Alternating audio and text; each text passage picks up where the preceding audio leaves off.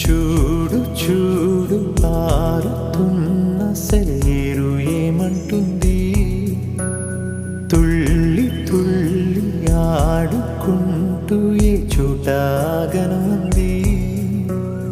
నింగిలోని నీలి మేఘమేమి అన్నది, రాగాలు పాడుకుంటూ హాయిగా తేలి తేలి పొమ్మన్నది, నాతో కలిసి రమ్మన్నది.